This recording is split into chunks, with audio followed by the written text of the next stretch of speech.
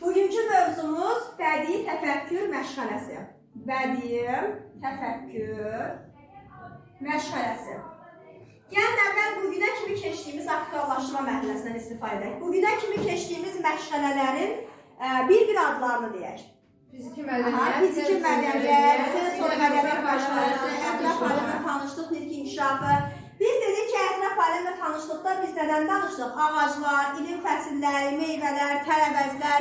Sensor mədəniyyətdə uşaqların hiss üzvləri vasitəsilə ətraf aləmi dərk etməsi, fiziki mədəniyyət məşğələsi 1.1 standartına əsaslanır, hərəkətlərdir. Bəs deyin mənə, bədii təfəkkür məşğələsində nə öyrənirsiniz uşaqlara? Şeirlər, nağıllar, atalar sözü, saymaca, yanıltmac, saymaca. Bunların hamısı aiddir bədii təfəkkür məşğələsinə.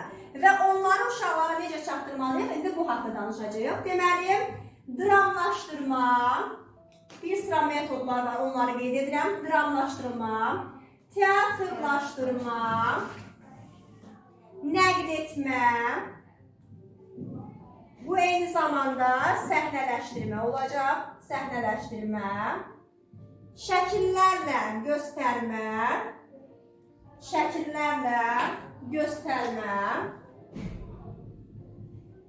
illüstrasiyalara baxış keçirmə, bu metodlardan istifadə edərək uşaqlara biz həmin dediyimiz nağıldır, hekayə, tapmaca bu formada uşaqlara çatdırırıq. Dramlaşdırılma ilə teatrlaşdırmanın fərqi nədir? Dramlaşdırılma bədii əsərlərin əşyasız uşaqlara çatdırılmasıdır. Əşyasız səhnələşdirmədir. Yəni, dramlaşdırılmada, biz dramlaşdırılmış oyunlar keçmişik, elə deyilmi? Necə ki, dramlaşdırılmış oyunlarda təqlid var, məsələn, Turpun nağılındakı babanı təqlid edir, amma bunu əşyasız edir. Ancaq teatrlaşdırma, yəni səhnələşdirmə, bədii əsərin əşyalı səsləndirilməsidir. Bu ikisi arasında bir fərq var. Biri əşyasız, biri isə əşyalı. Çünki teatrlaşdırma, səhnələşdirmədə təbii ki, əşyalar olacaq da. Stuldur, lazım olan əyani vəsaitlərdir. Bəs nəql etmə metodu nədir? Nəql etmə, nağıl etmə iş üsulundan istifadə etmişik, elə deyilmi? Necə idi onun üsulu? Kimdən kimə ötürülürdü? Tərbiyəçidən uşağa ötürülürdü. Nəql etmə də belədir, tərbiyəçidən uşağa ötürülür. Bəs sizcə, nəql etmə metodunda ixtisar və yaxud da ona əlavələr varmı? Əlbəttə ki, var. Çünki necə? Elə nağıl ola bilər ki, ixtisar, əlavə. Elə nağıl ola bilər ki, uzun-uzadı, mənası olmayan bir nağıl olsun. Mən o nağılı neynirəm? Qısaldıram. Elə deyilmi? Qısaldır, daha maraqlı uşağa çatdırıram. Elə nağıl ola bilər ki, qısa, konkret, maraqsızdır. Və mən ona əlavələr edərək daha da maraqlı edirəm. Ona görə deyirik ki, nəql etmə metodunda həm əlavələr var, həm də ixtisarlar var. Sonra, şəkillərlə göstərmə. Turpun nağılını uşaqlara danışıram, şəkil göstərə-göstərə danışıram. Aydın oldu?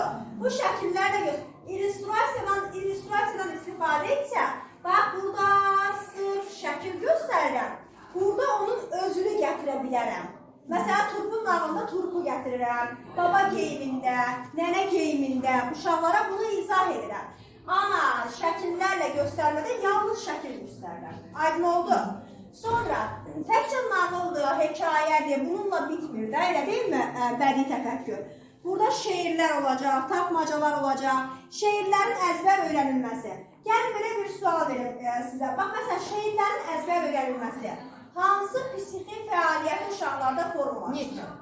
Diqqətmi, təfəkkürmü, təxəyyülmü, hafizəmi? Təbii ki, hafizə. Çünki şeirin əzbər öyrənilməsi. Uşaqlara şeiri əzbər şəkildə öyrənirik. Bunun üçün də bir sıra metodlardan istifadə edirik. Bax, 4 misradan ibarət bir bənd şeirdir. Birinci misrasını deyirəm, uşaq təkrar edir. İkincini deyirəm, sonra dördüncü birlikdə deyirəm, sonra hamısını uşaq təkrar edir. Bu öyrənmə metodudur. Və öyrədərkən də uşaqlarda nə inkişaf edir? Hafizə, yaddaşdır.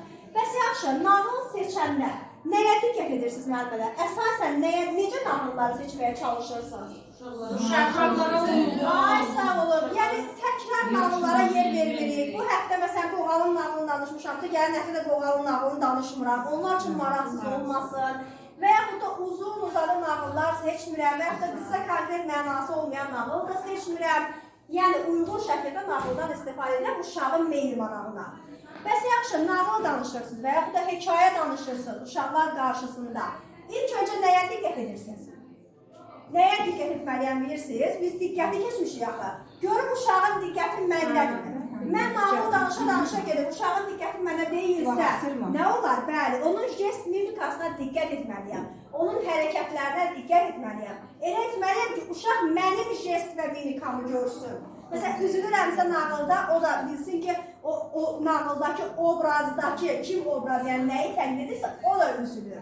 Və yaxud da o da sevinir. Yəni, mənim jest və mimikama diqqət etsin. Bax, bədii təfəkkür məşğələsində əsas nüanslar bunlardır. Bədii təfəkkür məşğələsinin də standartı nə olacaq? Təbii ki, 3.1 standartı. Təşəkkürlər.